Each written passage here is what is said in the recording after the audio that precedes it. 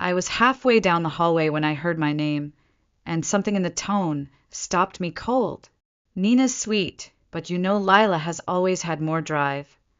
I froze outside the kitchen door, the summer air from the back patio, drifting in with the smell of barbecue and fresh cut grass. Inside, my mother's voice carried like silk-wrapped steel. You need someone who will challenge you, Daniel. Someone with ambition. Not someone who spends her days painting sunsets and chasing feelings. I could barely breathe. My boyfriend, Daniel, was in that room. The same Daniel I'd dated for 3 years. The one I thought I'd marry. He'd gone to grab us drinks from the kitchen during my sister's graduation party, and I'd followed a minute later, wondering what was taking so long. Now I wished I hadn't. She's always been a dreamer, Margaret, Daniel said, his voice low. But I love her. Do you? There was a pause. I pressed my back to the wall, willing the conversation to end. Instead, it twisted deeper. Love is important, my mother said gently, but it isn't everything. You want a future, don't you?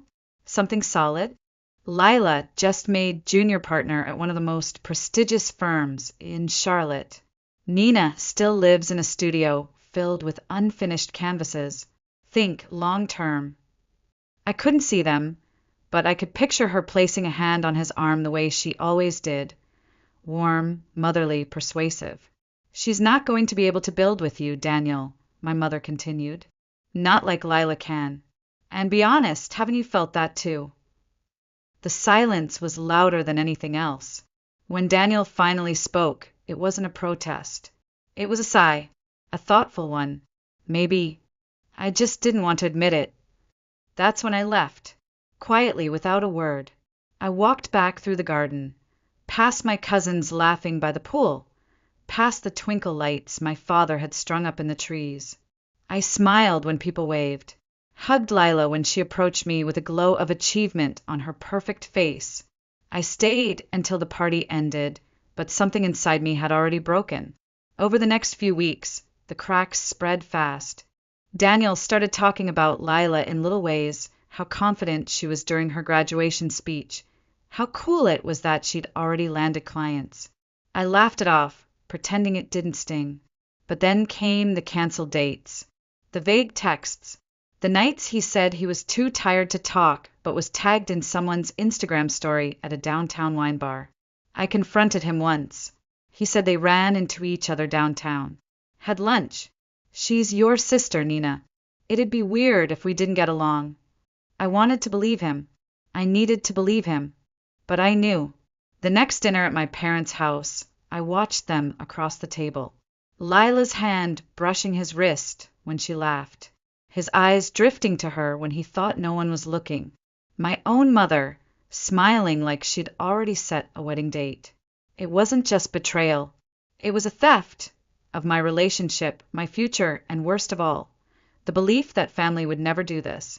You're being dramatic, Jessie said, my best friend since high school, after another dinner ended with Daniel leaving early and Lila offering to give him a ride. No, I whispered. I think I'm being replaced. Jessie didn't laugh. She just looked at me for a long time, then said, You deserve someone who doesn't need convincing to love you. I should have left. Should have packed my things and walked away before the final blow. But I stayed, maybe out of fear, maybe because I still hoped I was wrong. That hope shattered 3 months later. It was a Tuesday. I'd bought 2 tickets to a band Daniel loved, one of those indie folk groups he always said he wanted to see live. I decided to surprise him. I still had a key. We'd been talking about moving in together before everything. His apartment was quiet. I called out, got no answer. Then I saw the trail, his jacket, her heels, a silk scarf I recognized from Lila's Instagram. The bedroom door wasn't fully shut. I heard her laugh first, and then the unmistakable creak of the mattress, the soft, low sound of his voice. I don't remember opening the door. I just remember the way Lila's hair looked spilling across his chest, the way their bodies tensed when I dropped the envelope of tickets onto the hardwood floor. They scattered like confetti. Nina, Daniel started, grabbing for a shirt. Lila didn't flinch. She just pulled the covers over her chest and rolled her eyes. Well, this is awkward. Don't, I said. Don't lie. Don't explain. Just don't. He stood there, mouth open, guilt already turning to excuses. I'm sorry, he said finally. It didn't mean to happen like this. How long? There was a pause. 2 months. Officially. Since Mom talked to you? I asked. The way they looked at each other confirmed everything. I didn't scream, didn't cry. I just walked out and drove home. The tears came later, but not as loud sobs. They came in waves of silence, of not recognizing myself in the mirror, of standing in my studio, looking at unfinished paintings and wondering if anything I built had ever been real. The next day, I went to my mother's house. She was arranging flowers. Don't be so dramatic, Nina, she said, as if I were a child throwing a tantrum. Relationships end. You'll find someone who suits you better. You did this. She glanced up. I did what needed to be done. Lila deserves a partner who can match her ambition. And I don't. You're softer, a dreamer. You'll find someone who fits that. I nodded. Then I left. I packed everything I could fit into my hatchback, my art supplies, my portfolio, a duffel bag of clothes, and a folder labeled Chicago. I left a note on the kitchen table. For my mother, for Lila, for Daniel. 3 words, nothing more. Watch me thrive. It was still dark when I crossed the North Carolina border, the mountains shrinking behind me as I headed west toward a city where no one knew my name. Denver wasn't some grand, strategic choice. It was where my art school roommate had once moved to chase her own version of reinvention. She'd said it was the kind of city where people came to begin again. That was all I needed to hear. The motel room I checked into smelled faintly of bleach and something older. Cigarettes, maybe. The walls were thin. The air conditioning rattled. But it was mine. For the first time in months, no one knew where I was. And that anonymity was strangely comforting. I gave myself 5 minutes. 5 minutes to sit on the edge of the bed, face in hands, letting it all fall apart. 5 minutes to cry, to rage, to feel like a fool for trusting people who had never really seen me. Then I opened my laptop. The job hunt was brutal. Most places didn't want someone with a fine arts degree and no corporate experience. I went on interviews for barista jobs, gallery assistants, anything. My savings, never large to begin with, dwindled fast. I found a studio apartment in a building that hadn't been updated since the 70s, the kind where the elevator creaked like a haunted house and the radiator hissed in its sleep. But it had 4 walls, and a lock, and a window that looked out over a used bookstore and a noodle shop. That was enough. I made a rule. Apply to at least 5 jobs a day, no matter how exhausted I felt. I hung a whiteboard in the kitchen and wrote it out in marker. You are not broken. You are becoming. 3 weeks later, I got a call from Meridian Capital Group. The woman on the phone said the admin assistant position had been filled, but they had another opening. An executive assistant to one of their junior investment associates. She said he needed someone organized, quick on their feet, and able to deal with a little chaos. I said yes before she even finished the sentence. That's how I met Julian Hart. He didn't look like the finance guys I'd imagined. No slick back hair or expensive cufflinks. Just a button-down shirt with the sleeves rolled to the elbows, a face in need of sleep, and a desk buried under reports and takeout boxes. When I walked in, he looked up and blinked like he hadn't seen daylight in days. Sorry about the mess, he said, gesturing to a chair. I'm Julian. Nina Callahan, I replied, smoothing down the thrift store blouse I'd ironed 3 times that morning. I'm told you need an assistant who knows how to navigate controlled disasters. A smile ghosted across his face. That's accurate. The interview was short. He barely glanced at my resume before asking, why an art major? Why apply here? I could have lied, said I was looking for stability, or that I'd always been fascinated by markets. but something in his exhaustion made me honest.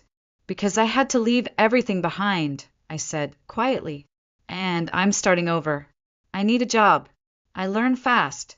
I work harder than most people. I don't quit. He studied me for a moment, like he was seeing something under the surface. I get that, he said finally. I've started over too. He offered me the job that afternoon. My first week was a blur of color-coded calendars, last-minute coffee runs, and trying to decode Julian's scribbled notes on Post-its. He was smart, brilliant even, but completely disorganized. I built him a system in a week. He remembered to eat lunch. He stopped losing client notes. He started saying thank you. Late one evening, I found myself still at the office, sorting through investor files by risk category. Julian looked up from his laptop and blinked. Why are you still here? I glanced at the clock. 11:02 p.m. Because the work isn't done, I said simply. He didn't argue. Over the next few weeks, something shifted. We started having lunch together, not out of obligation, but because we genuinely enjoyed the break. He told me about his father, a contractor who disapproved of his money games, and about growing up in a household where ambition was survival. I told him little bits about Asheville, about painting, about losing things you thought were forever. You're a mystery, he said one afternoon over banh mi sandwiches. Most people talk endlessly about themselves. You deflect. Maybe I'm just boring. He shook his head, not even a little. We didn't flirt. Not really. But there was something unspoken, a respect, a curiosity, a quiet pulse building between the hours and coffee runs and the shared silence of two people who had both been broken once and were now learning how to build again. One night, as I was locking up his office, he handed me a folder. What's this? A business plan, he said. Something I've been working on for years. I want to start something of my own, something real. I think you should be part of it. I blinked. Julian, I'm just your assistant. No, he said, voice low but certain. You're the person who makes things work. And in that moment, for the first time in a long time, I believed him. Starting a business sounded glamorous on paper. In reality, it was building IKEA desks at midnight in a one-bedroom apartment, calculating burn rates with grocery store receipts, and answering emails from the couch because the dining table was now conference central. But we did it anyway. We called it Hart and Callahan Capital, a boutique investment firm focused on sustainability, equity, and small businesses often ignored by traditional firms. We had no office, no interns, no fancy glass walls. Just a mission, 2 laptops, and enough shared determination to light up the Rockies. I remember the night we filed our LLC paperwork. Julian looked at the confirmation email, then at me and said, Guess we're really doing this. We are, I whispered, and we're either brilliant or completely out of our minds. He grinned. Let's find out. The days were long. The nights were longer. I split my time between organizing investor decks, teaching myself accounting basics, and temping at an art gallery uptown to help cover rent. Julian worked 16-hour days developing pitch strategies, attending local networking events, and cold calling potential clients. He had a gift with words. I had a gift for order. Together, we kept each other standing. We didn't talk about what was happening between us. Not directly, but something shifted the night the power went out during a snowstorm. We were both still up working, surrounded by notes and Chinese takeout. I went to the window to light a candle. He followed, stopping beside me in the half-dark, the city below glowing under a thick blanket of white. He didn't say anything. He just kissed me, soft, intentional, certain. When he pulled back, he didn't apologize. He just whispered, I've wanted to do that for a long time. We didn't define anything. Not right away. But after that night, it became normal to wake up tangled together on the couch, to pour coffee into mismatched mugs while reviewing investor proposals, to share quiet moments in between chaos that felt more like home than anything I'd known. 6 months later, Julian proposed. No ring, no orchestra, Just us sitting on my living room floor in sweatpants, surrounded by sticky notes and budget projections. "Marry me," he said, looking up from a spreadsheet. "Be my partner in everything." I blinked. "People will say it's too soon." "Let them." I said yes. Our wedding was simple. Just us, a courthouse, my best friend Jesse, who flew in from Philadelphia with a box of tissues, and Julian's brother Marcus.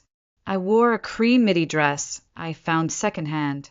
Julian wore a charcoal suit with a coffee stain on the cuff he hadn't noticed until after we said our vows. We had dinner at the Vietnamese restaurant where we used to grab lunch during our Meridian days. Mrs. Nguyen, the owner, brought out champagne saved for special people and made us take a picture under the lanterns. That night, we didn't dance or toast with 100 guests. We just held each other on the tiny couch in our apartment, surrounded by half-assembled shelving units and a giant whiteboard that read, "Clients Week 1 goals." Julian brushed my hair back and said, "This is the beginning, isn't it?" It is. Our beginning wasn't perfect. It was chaotic, messy, underfunded, and exhausting, but it was ours. It was built from the ground up, not handed to us, not stolen from someone else, not built to impress anyone but ourselves. The next 6 months tested every part of our relationship. We fought over money, over timing, over whether to expand too quickly or wait. Julian wanted to reinvest everything back into the business. I wanted to keep enough in reserve to survive slow months. We slammed doors. We went silent for 2 days. But in the end, we always returned to the table, tired, humbled, and ready to compromise. "I'm not afraid of risk," I told him one night, "but I'm also not afraid to protect what we've built." And he listened. That was the difference. He listened. Our first big break came from a small clean energy company in Boulder. They were looking for investors who didn't just see them as a quick return. Julian worked on the pitch for 3 weeks. I designed the decks, formatted the reports, even created mock-ups of their long-term impact using data visualizations I'd learned on YouTube at 2 a.m. They said yes. Then they told 3 of their partners. Momentum arrived like a rising tide. We didn't celebrate with champagne. We celebrated with spring rolls and cheap wine in coffee mugs. "To our first real client," Julian toasted. "To surviving the worst nights," I added. "To my brilliant wife," he said, raising his cup, "who never stopped believing in this, even when I almost did." That night, I realized something had shifted again. We weren't just surviving. We were building a life, a business, a love that grew in between the cracks left by what others had broken. And for the first time since leaving Asheville, I didn't feel like I was running anymore. I felt like I was home. 3 years passed. Our company outgrew the apartment first, then the co-working space, then the tiny office above the bakery with the leaky pipes. By the time we signed the lease on our downtown space, a sleek, light-filled suite with glass walls and an actual reception desk, we had 10 full-time employees, a client roster stretching across 3 states, and a reputation for doing things differently. Julian handled vision and outreach. I handled everything else: systems, hiring, operations, risk management. Together, we built something that felt solid, respected, real. People started noticing. So did the industry. One crisp fall morning, as I was reviewing Q3 numbers, Julian slid a folded financial magazine across the breakfast table. "You might want to see this." I glanced down at the small headline in the corner. "Davis and Associates faces bankruptcy after failed expansion." The name hit me like a brick to the chest. I hadn't thought of them in months, maybe longer. But there it was. Davis. Lila's law firm. The same firm she had built with Daniel after he left his previous firm to join her post-graduation. After he left me, I tried to keep my voice even. "I didn't know you followed legal news out of Asheville." "I don't," Julian said, tone careful. "But their firm handles compliance for Meridian Group." That got my attention. Meridian's on our shortlist for sustainable portfolio acquisition, he continued. We've been vetting them for 2 quarters. I stared at the page. It didn't feel real. A lifetime ago, I'd walked out of Daniel's apartment and left everything behind. Now his company's collapse might bring him straight back into mine, through the front doors of the business I'd built from scratch. Julian watched me closely. I wanted you to hear it from me before the office starts buzzing. They're connected to Meridian? Daniel is Meridian's compliance officer. Lila's firm is their primary legal contractor. Or was. The irony burned, but it didn't sting. Not anymore. Does it change the acquisition plans? I asked. That depends on you. I blinked. You'd walk away from the deal just for me? If you needed me to, he said simply. And that, more than anything, reminded me why I'd said yes to him. Why I'd trusted him when I didn't trust anyone else. Don't be ridiculous, I said, quietly reaching for his hand. It's just business. The deal moved forward. 2 weeks later, it was official. Hart and Callahan Capital would acquire Meridian's sustainable energy portfolio and integrate it under our firm. Meridian would maintain its brand, but operate under our leadership structure. Daniel would remain in his role, now reporting indirectly to one of our regional directors. Technically, he worked for me, and I wasn't the only one who noticed. Let's host a gala, Julian suggested one evening as we reviewed the quarterly report. I raised an eyebrow. We don't usually celebrate acquisitions. This one feels personal, he said with a knowing look. Plus, it's a great excuse to showcase our impact to new investors and to formally welcome the Meridian team into the fold. I hesitated. Julian leaned forward. Invite them, Nina. All of them. Lila, Daniel, your mother if you want. My chest tightened. You think that's a good idea? I think it's time they saw what you've built. Not for revenge, for recognition. I sat in silence, the weight of the past creeping up behind my shoulders. I don't want them to think I'm flaunting success. They won't, Julian said gently. They'll see a woman who left, rebuilt, and became more than they ever imagined. That night, I pulled out my laptop. The gala would be hosted at the Denver Museum of Nature and Science, our favorite venue, sustainable, elegant, full of quiet wonder. I reviewed guest lists, vendor quotes, floral options, all while drafting 3 invitations I never expected to write. Lila Callahan, Daniel Brooks, Margaret Callahan, each with a note attached hand-signed, looking forward to showing you the life I've built. Nina Callahan Hart, I didn't know what I was chasing, not exactly. Closure? Maybe. Peace? Possibly. I only knew I wasn't afraid anymore. I wasn't the girl outside the kitchen door, heart breaking over words never meant for her ears. I was a woman with a voice, and it was time to let them hear it. The gala night arrived like the quiet before a storm, too calm, too perfect. The museum had never looked more stunning. Under soft amber lighting, the vaulted ceilings shimmered above a sea of linen-draped tables, lush green centerpieces, and display screens showcasing our portfolio impact. Community solar projects, female-led startups, refugee-owned bakeries we'd helped fund. This was the world we'd built. Equal parts beautiful and deliberate. Julian adjusted his cufflinks. Nervous. I took a breath. No, I said. Not anymore. Because this wasn't about revenge. It wasn't even about them. It was about stepping fully into the life I'd created, without apology, without permission. Guests began arriving in waves.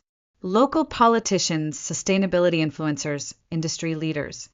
We greeted them with practiced warmth, answered the same 5 questions a dozen times. How did you grow so quickly? What's next for Hart and Callahan? Will you expand nationally? Then I saw them. They entered as a unit, just like the old days. My mother in navy silk, face tight with performance. Lila beside her in a cream sheath dress, hair pinned immaculately, eyes scanning the room like it owed her something. and Daniel, slower, more careful, trailing just behind, the lines in his face deeper than I remembered. They didn't see me right away, which was perfect. I watched them make their way around the gallery space, Lila's practiced smile faltering as she failed to find familiar faces. Daniel looked smaller than I remembered. My mother smiled tightly at the curated displays, clearly trying to decide if this event exceeded or fell short of her expectations. Let them wonder. Julian and I remained by the entrance, chatting with the mayor about sustainable city development. It wasn't until my mother turned toward us that recognition finally hit her. She stopped mid-sentence, her smile freezing like a glitch in motion. "Nina," she gasped, stepping forward. I didn't flinch. I didn't offer a hug. I extended my hand, politely. "Mother, I'm glad you could make it." She recovered quickly, air kissing the space beside my cheek. "You look radiant." Julian stepped forward. Julian Hart, co-founder and CEO. My mother's smile twitched. "Ah, yes, the husband." "Yes," Julian replied smoothly, "and partner in every sense." Lila extended her hand next. "You've done well for yourself." "Thanks," I replied evenly. "We've done well together." She blinked, as if realizing the wording wasn't an accident. Daniel offered a half nod. "Nina." I returned the gesture with practiced calm. "Daniel." Julian's tone shifted slightly. "We're happy to welcome Meridian to the Hart and Callahan family." Daniel paled. Lila's eyes narrowed. "Oh," she said, "you're the parent company." "Yes," I said quietly. "We closed the deal last month." I saw it register, the new hierarchy, the silent shift in status. Daniel's role, now, sat under a brand with my name on the door. "Please," Julian said, gesturing toward the atrium, "enjoy the evening. Dinner will be served shortly." We moved away, but I could feel their eyes burning through my back the entire time. During dinner, I gave a short welcome speech. I thanked our team, our clients, and the communities that had trusted us. I ended with a note about sustainable legacies. How true success comes not from chasing the loudest victories, but from building quietly and purposefully, one choice at a time. Julian followed with the announcement about Meridian's integration. Cameras flashed. Applause echoed. Daniel's name was mentioned once in passing as part of the compliance team. When we sat back down, my hands were steady. Later, at the dessert table, my mother approached again. "I always knew you'd do something big," she said, as if rewriting history mid-sentence. "Did you?" She tilted her head. "You always had potential. You just needed direction." "No," I said calmly. "I needed belief. You gave that to Lila. I gave it to myself." She sipped her champagne. "Lila and Daniel are going through a rough time. Maybe you could speak to Julian about—" "No," I said softly. Her eyes narrowed. "You would deny your own family support?" "I didn't say that," I said. "I'm no longer the person who lets guilt override boundaries." She didn't speak again. A while later, Lila found me near the courtyard doors. "Your husband is—" "Impressive," she said flatly. I smiled. "Yes, he is. He speaks about you like you run the company." "I do." There was a pause. "You know," she added with brittle poise, "we were happy for a while." "I believe that," I said gently. "But happiness built on someone else's pain never lasts." She blinked, maybe from the truth, maybe from surprise. "You always wanted to be seen as stronger, Lila," I continued. "But the truth is, I didn't need to steal someone else's story to write mine." She walked away without another word. As the evening wound down and the lights dimmed to a golden hush, Julian slipped his hand into mine. "How do you feel?" he asked. I exhaled. "Lighter," I said, like I finally put something down that I didn't realize I was still carrying. He nodded. "They seemed smaller than you remembered." I smiled faintly. "No, I just got bigger." The house was quiet when we got home. Julian loosened his tie and tossed his jacket onto the back of a chair. I kicked off my heels and padded into the kitchen, pulling the leftover chocolate mousse from the fridge. We ate it standing up, sharing the container with 2 spoons, leaning against the counter under warm pendant lights. "So," Julian said, watching me closely, "now that it's over, how do you really feel?" I paused, not triumphant, not angry, not even smug. "Free," I said, finally, like I finally stopped waiting for something I didn't realize I still wanted, an apology maybe, or recognition, or just for them to say I mattered. I set down my spoon, but tonight I realized I don't need it anymore. I don't need anything from them. Julian smiled softly. That's what healing looks like. I looked at him, at this man who had stood beside me through every fragile beginning, every unsure step.